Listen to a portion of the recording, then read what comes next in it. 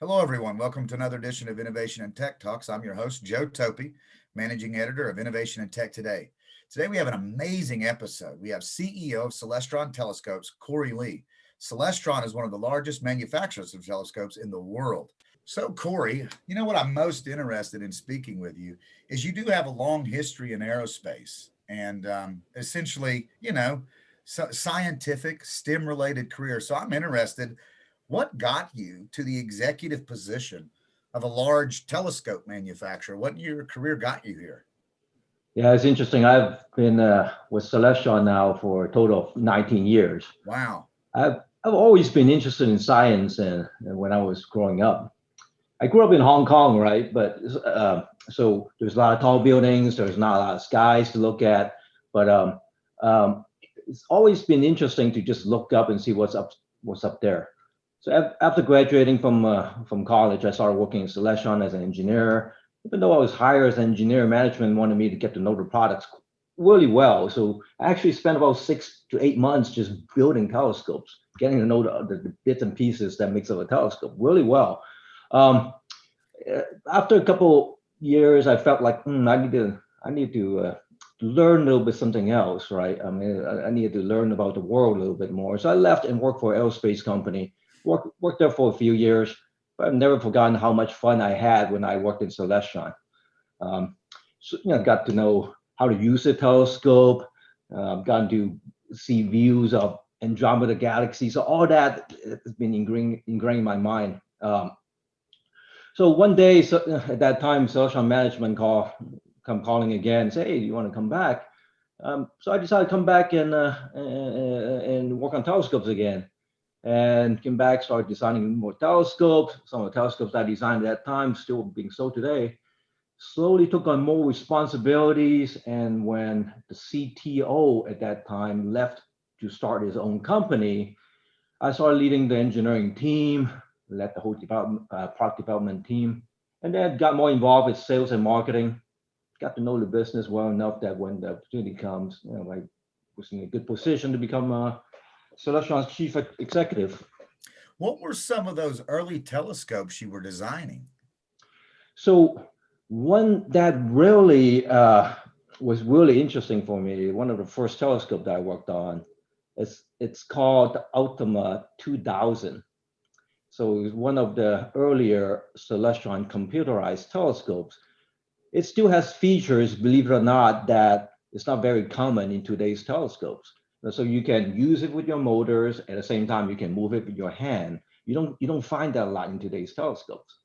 So, but that was just a very complicated telescope to design and worked on and put together. So Celestron managed to produce a number of those telescopes for maybe a couple of years, but then it was difficult enough that we had to come up with something that's easier to manufacture. So Ultima 2000, though, for anybody who's been involved with telescopes for more than 20 years, they would probably remember that name. It's become a bit of a cult vision for a telescope. Like the Atari ET game. There you go.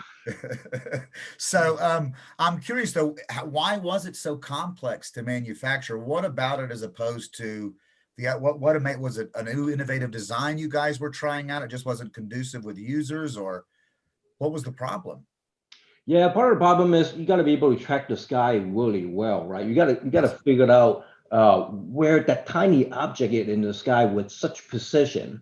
Now it's easy to do it when easier, I should say, easier to do it when you're just relying on what we call an encoder to track where the position of the motors, right? When you just have motors and then having encoders to actually to help you track the position of how far where the motor is at, so that's easier. But when you introduce an element where you can actually move it by hand, all of a sudden you need another element, another piece to track where it's at aside from the motor. So we need the interaction between different encoders, motors, and to be able to track the hand movement that create a lot of complexity. But when it works, it's great.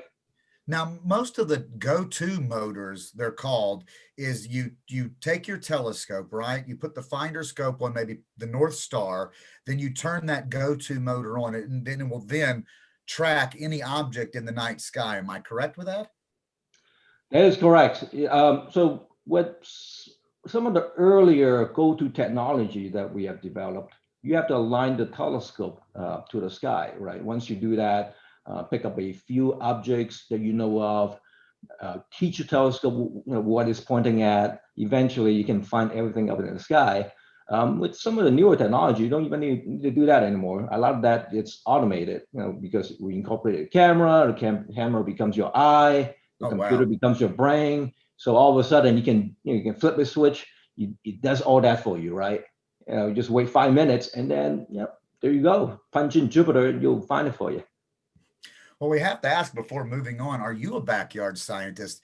If so, what kind of glass are you looking through every night?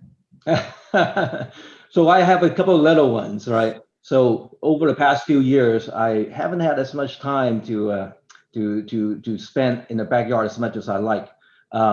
But what I do have is a couple telescopes. I personally own what we call a Celestron Next Star Evolution with Star Sense. So that's a great telescope that that has the technology that I just talked about, right? You flip the switch, wait about 5 minutes, you kind of dance around a little bit, figure out what it's pointing at, and you'll find the objects for you. So that works really well. And my son, it's old enough now. I'm starting to expose him to telescopes. He's 7-year-old now, so it's good. It's good. It's starting to have a little fun with the little ones.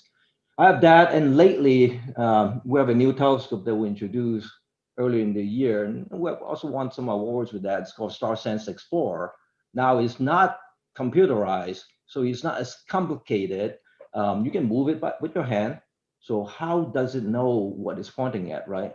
So what we have introduced was the concept of using a smartphone. The smartphone becomes, and the cameras on the smartphone becomes the eye, right? And the electronics in the smartphone is the brain. So the camera will be from your phone will be looking up in the sky. You'll be looking at. You try to figure out where it's pointing at, and with that, it knows where it's at constantly, right? It's always looking up. So with that, you can just say, okay, again, I just want to punch in Jupiter. Hey, smartphone, tell me where Jupiter is. And then there will be an arrow. You just follow the arrow. Eventually, keep moving it. Once the center, it's there. So between your iPhone and the telescope, boom, you can find anything in the night sky, correct? That is absolutely correct. So the interesting part about it is, finding objects up in the sky. We have always had telescope. Maybe not always. Over the past 20 years, there's a lot of telescopes that can offer that functionality. But what we've been finding is, if we want to make this hobby more accessible, right? We wanted to make sure that people can afford some of the equipments that have that feature. So what we're finding is a lot of people have already invested a lot of money, right? In your smartphone. What you're carrying in your pocket is basically a mini computer and a very good camera. Yes. So, right. So you spend all that money already. Can we leverage that and and just put in the function that a telescope needs to guide you to whatever you want to point at? So we created a system with an app and all that, and so all of a sudden you have a telescope that gives you all the functionality without a lot of cost. Yeah, it's almost computerized because you own an iPhone to a certain degree.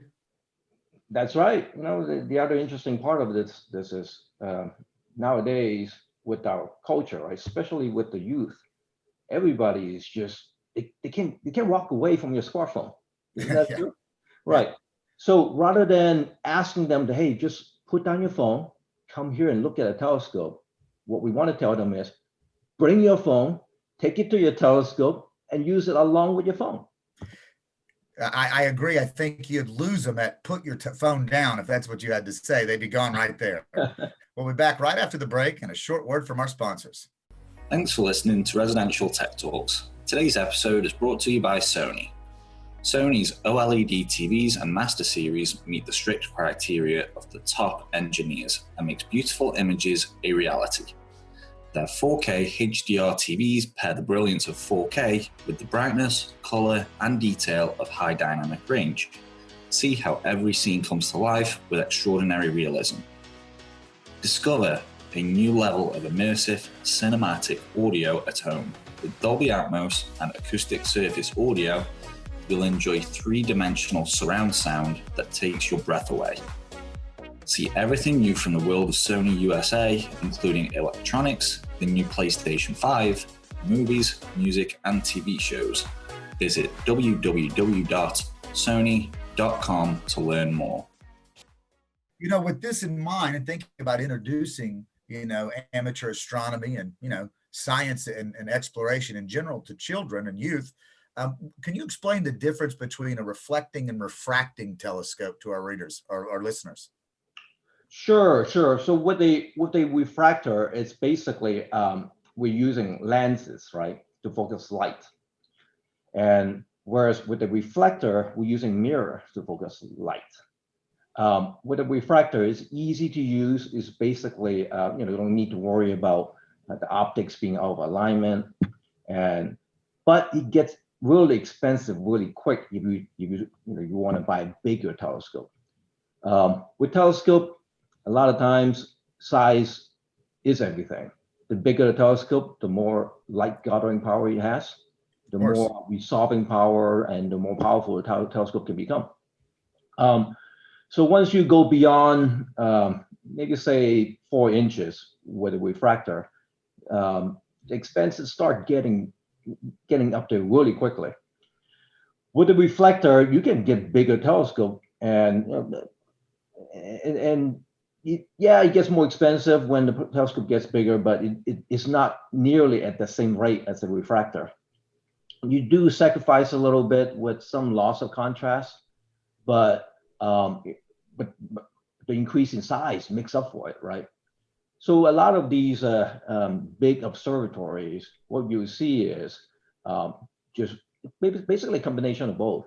Huge mirrors, right? A meter diameter mirror in combination with other lenses to correct for optical aberrations, and they're basically a combination of both for type of telescope that you'll find in observatories.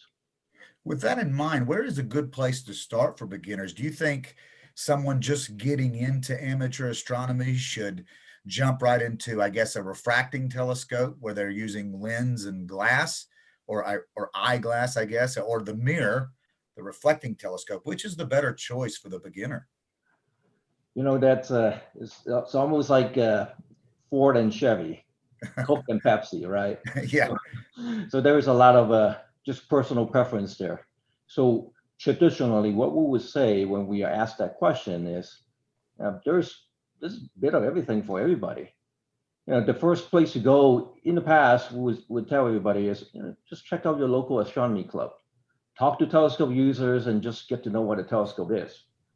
But nowadays, with almost just everything being on the internet, endless amount of video contents on the internet, you can learn to do almost anything by watching just the right YouTube video, right? Sure. Yeah. So what we have tried to do, we have tried to put a lot of content on our website.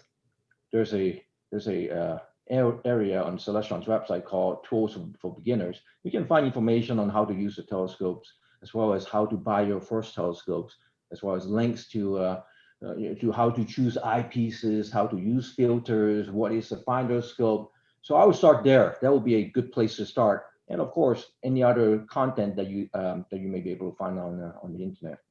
Well, research, of course, is always a good place to start, right? And of Sure. course, I agree, having had some experience in my life with telescopes, and I've even owned a couple Celestron reflecting telescopes in my life.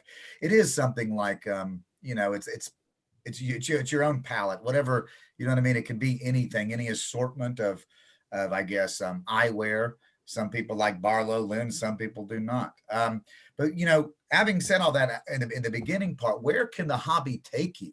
So what is the apex of the Celestron computerized telescope? What do they look like? What is the creme de la creme of the backyard scientist using?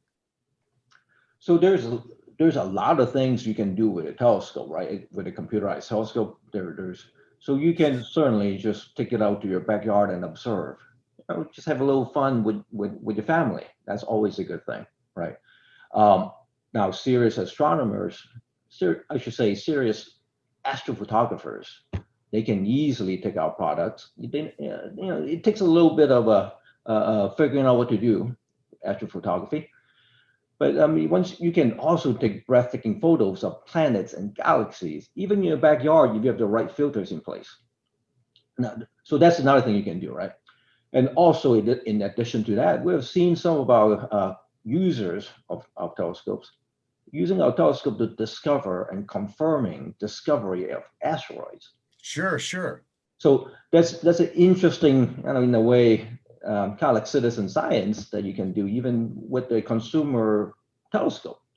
Very well said. Lastly, and I think there's one thing that maybe is not quite, maybe not a lot of people know about it or think about it as much, is there's a lot of man-made objects now up in the sky. There's a lot of satellites up there. I'm sure we have all seen, a lot of us have seen the movie Gravity, right? So if a satellite breaks up, it creates a bunch of debris, and all these debris becomes, even very tiny ones can hit other satellites and destroy other satellites. And all of a sudden you have these multi-billion satellites getting destroyed, creating problems for communications. So there is actually a lot of people who are paying a lot of attention to preserve and make sure that doesn't happen. So how do they do that? There's nothing you can do to avoid that a lot of times, but what you can do is you can observe and track all these satellites and make sure that they don't run into another. Given enough time, there is some maneuverability with these satellites to avoid all the tragedy, right? So how do you do that? You use a bunch of telescopes. It turns out that our telescopes are good for that too. So there's another activities that you can do with our equipment. Yeah, I am very aware of that. I know that, I guess citizen scientists, as you put it, I like that phrase. If you think about it, anybody seeking the truth is a scientist at heart, right? And I am very aware that there are a great deal of backyard scientists responsible for some of the largest discoveries in astronomy, like the Shoemaker comets. Remember those? Was that in the 90s and they hit Jupiter? Was that the Shoemaker comets? Right. Yeah, Right. the Shoemakers were a couple. Were they not just looking out of their telescopes, if I'm not mistaken? And the comets were, or not the comets or whatever they were, meteors that hit Jupiter, were named after them, right? That's right. You got broken up, and then big pieces hit Jupiter and left a scar for quite a bit of time. Yeah. And, speaking of that, just the reinvigoration of science and space exploration, what can folks do to include, I guess, amateur astronomy into the school curriculum to make this more part of the STEM education in class? I understand kids aren't going to school at night. Having said that, I mean, it seems like a big part of the day, right? Or one half of it, a big part of science. I would like to see that more in education. What can folks like you do to make that happen? Right. So that's actually a very interesting question. It's something that we have always looked at. We looked at it for the longest time, right? So it's got some challenges. School funding is always an issue.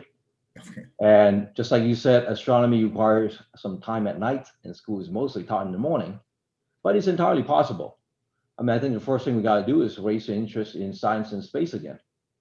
We're very happy to see, a lot of the bigger companies in private sector like SpaceX and Blue Origin doing some really interesting, exciting things. We're happy to see that there's renewed interest in it. So we need to get more teachers and kids interested in the topic, right? And the next thing we can do is we have to make the hobby less intimidating. I've gone to teachers' conference, I've had teachers come up to me and ask for help.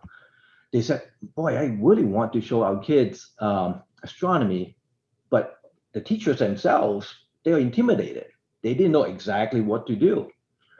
Then they tell me that they have a limited budget for school. That's a big reason why it's our goal to create tools, telescopes that are easier to use and to make the hobby easier, accessible, while creating content, video, blogs, just information, right? To take away the intimidation factor. Yeah, go ahead. I'm sorry. Sorry. No, Okay, you just go ahead, go finish your thought, please. okay, cool. Just looking into the future, I think as more automation and computer control becomes accessible for telescope use and more accessible, it can become very possible to see what we are, that we are sitting, let's just say in a classroom here in California, while controlling and viewing through a telescope in Australia. That can happen right now, but as equipment become easier to use and more accessible, more affordable, that may become more and more, you may see that more and more. Yeah, I guess the more, astronomy, space exploration becomes commonplace in the marketplace, the more it'll become less intimidating to educational curriculums and teachers. And you touched on something a few moments ago that I definitely wanted to ask you about. In all the things going on right now in the new renewed space race or whatever's going on, you have collaborations with Boeing, SpaceX, and NASA. They're taking us back to the moon and on to Mars. And, so I'm wondering how that impacts your industry and at the same time, your ability to impact youth. Can you talk about that a little bit? Sure. It's awesome, right? It's a great thing. I mean, I have friends who we have never had discussed telescopes before. Now they're talking about the SpaceX launches, basically viewing it along with the kids, and also talking about the Crew Dragon docking with International Space Station. And I watched that with my 7-year-old earlier in the year too. I believe it's within human nature to just be curious about the surroundings. Now, once we learn to let go of the everyday distractions and not be constantly checking for the next message I'm getting on my phone, right? Then you pay more attention to your surroundings. You look up. Everybody wants to know what is that bright spot up there in the sky, right? What is that smudge that I'm barely seeing? Having the likes of NASA, Boeing, SpaceX, just bring that conversation back. It can only help. It can only help to have more people interested in space and science. Now, of course, our company is going to benefit from that. Yeah, our industry should benefit from that. But ultimately, I think the focus on science and space should lead to a technology that helps to solve problems and just make our lives better. Sure. As we just saying earlier, science is always the pursuit of truth, whatever that truth is, whether it's in health or space exploration or anything. But as we sit here and talk about the market today and SpaceX and this reinvigoration of exploration, I think about what it must have been like for many in the late 60s and 70s, or maybe all the way back to the late 50s, with Rod Serling's Twilight Zone, and then of course Gene Roddenberry's Star Trek and all of the Apollo missions. What that must have been like for parents on Christmas Day and birthdays with all of those space toys, under the Christmas tree and in birthday. And I'm wondering, are we going to see that? And now with all of the smart technologies and the way, as you were saying earlier, folks can understand to use telescopes so easily, they don't even need a manual. They can watch someone build it and show you how to use it on YouTube. I'm just wondering if we're going to see the same market splash, or are there going to be telescopes and Crew Dragons under Christmas trees? Right. Actually, it's very interesting. I mean, I was thinking about it earlier today. In the 60s, the space race has been driving the interest, right? I mean, personally, it's interesting that my brother, who was born in 1969, his name, my parents gave him a name that is, it's a Chinese translation of Neil Armstrong. So, wow. Right. Wow.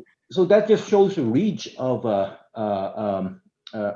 the space race and also Apollo landing. But I think what we're witnessing now is a renewed interest in space to a level that we haven't seen before since the late 60s, right? So all the talks about going to Mars, and it's getting people excited. So I think that can only help. That can only help in the interest in space. Well, I'm curious about this too. As you continue to build telescopes and technology evolves, what does the future of backyard science look like? I mean, as the things you're talking about now seem so revolutionary as opposed to when I was first getting into the hobby in the 1990s, where essentially, the lucky guys had go-to motors and everybody else was lugging them around and, using star charts or whatever. What does the backyard scientist of the future have? What does his apparatus look like? That's an interesting question. Of course, can I give you all the secrets that we're working on, right? But Give us some, just a few. yeah, sure, of course. So through software electronics, I don't think there's any secret there. We want to continue to make products more, the hobby more accessible, right? So we have successfully created products that are easy to use, so you can find and see objects that aren't easily seen without some help. Now, however, in the age of Instagram, right, everybody wants to share a picture of what they saw last night. Sure. While astrophotography is getting much easier now with cameras, they're becoming more sensitive, computing power getting less expensive. It's generally still a lot of work to spend hours taking an image of a faint galaxy and then just to spend more hours to process the image. I think we can expect more and more energy being put into making astrophotography easy and easier, right? So with that said, and it opens up more possibilities. I mean, I mentioned before, sky surveillance. I mean, that requires taking astrophotos, right? And comparing what you took last night with what you're taking tonight. Imagine thousands of telescopes all over the world pointing up at the sky, just tracking satellites and just helping to make sure that a debris won't be destroying the next multi-billion-dollar telescope that will knock out our communications network. So that potentially can be some of the results of what we're working on. But sorry. Oh no, you go ahead. Finish your thought again. I'm sorry. No, I mean, so basically, I think what we focus on, we just really want to make things easier for people interested in space. Now, we made the product easier to use. We also want to make it easier for people to create memories by taking photos, take all the intimidation factor and all the work out of the way so they can just enjoy the hobby. So at the same time, you're trying to make it easier for folks to get a hold of telescopes, easier to use the telescopes. And it also sounded like you're creating this citizen army on the lookout for falling satellites, rogue meteors, the whole kit and caboodle. Am I wrong? So what we can do is we recognize there's a need for that. So what we can do is we can do what we can do best, which is to create the tools for people to use. And we'll do everything we can to encourage people to get into the hobby. But yes, we want, that's what we're pushing for. We want to be able to support it through what we do best. Well, Corey, I really do appreciate your time today talking with us. It was a good conversation. I hope you will see our end of the year issue where we talk a lot about Celestron telescopes and some other nighttime fun. And I just appreciate you taking time and talking with us today. Thank you for having me, Joe. Thank you.